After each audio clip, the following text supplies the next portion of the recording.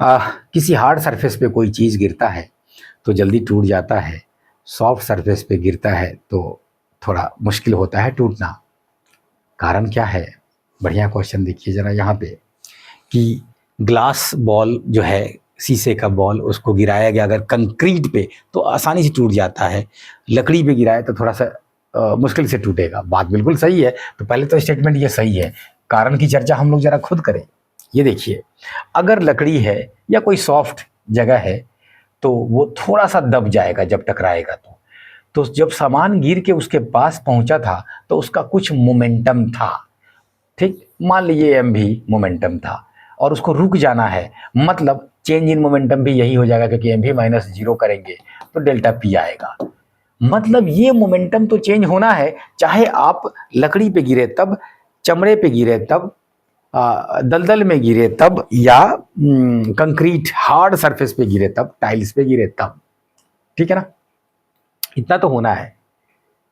तो अब क्या है कि ये जो चेंज इन मोमेंटम है, अगर फोर्स से रिश्ता देखा जाए तो आप कहेंगे F बराबर D P by D T होता है। डी टी को इधर लाएंगे तो F डेल्टा टी बराबर डी पी होता है। ठीक है ना? चेंज इन मोमेंटम तो वही होना है हर हाल में, मतलब it is a constant for the given process. ठीक, इसका मतलब ये हुआ कि अगर टाइम ज्यादा रखेंगे तो फोर्स कम करना होगा, क्योंकि मल्टीप्लाई करके सेम आना है। और अगर टाइम कम तो फोर्स ज्यादा। कंक्रीट पे गिरा, टाइम कम, हार्ड सरफेस था, तुरंत रेस्ट में उसको आना पड़ेगा, इसके वजह से ज्यादा फोर्स लगेगा, टाइम कम फोर्स ज्यादा, टूट जाएगा।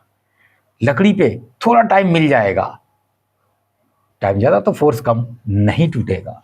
और कई बार फिजिक्स पढ़ने की जरूरत नहीं है, या अपने लाइफ में कई बार आप अप्लाई कर रहे होते हैं। फॉर एग्जाम्पल, आपके हाथ से कोई इलेक्ट्रॉनिक सामान, कोई टूटने वाले सामान, कोई कीमती सामान अगर जैसे ही हाथ से छूट जाता है तो आप कोशिश करते हैं कि वो अगर पक्का पे गिर रहा है तो उसके बगल में अगर कपड़ा होगा तब, या आप अपना पैर ही उसके नीचे लगा देंगे, क्योंकि आपको पता है कि वही मोबाइल अगर गिरा है मेरे हाथ से तो वो सरफेस पे गिरेगा तो टूट जाएगा, मेरे पैर पे गिरेगा तो बच जाएगा।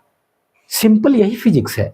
तो कई बार ये खुद से आप नेचुरली कर रहे होते हैं ऐसा। आप चाहेंगे कि कुछ गद्दे वाला सामान हो तो उस पर गिर जाए, ताकि रास्ते में उसको एक लात लगा देंगे, फुटबॉल की तरह मार देंगे कि जाओ बेड पे गिर जाओ, नीचे पक्का से नहीं टकराओ। क्यों?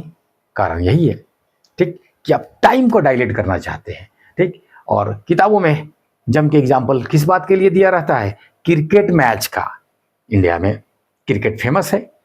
तो बॉल जो आया तो अगर फील्डर हाथ को पीछे की तरफ नहीं खींचेगा ना कैच करते समय, तो दिक्कत आ जाएगी। क्यों? क्योंकि पीछे करने से टाइम बड़ा कर दिया, टाइम बड़ा हो गया तो फोर्स छोटा हो जाएगा, चोट कम लगेगा। और अगर हाथ पीछे नहीं खींचा तो टाइम कम, फोर्स ज्यादा, हाथ फूट जाएगा। ठीक, that was the reason. Thank you. तो रुक जाइए, यहां पे पढ़ लिया जाए ना अगला।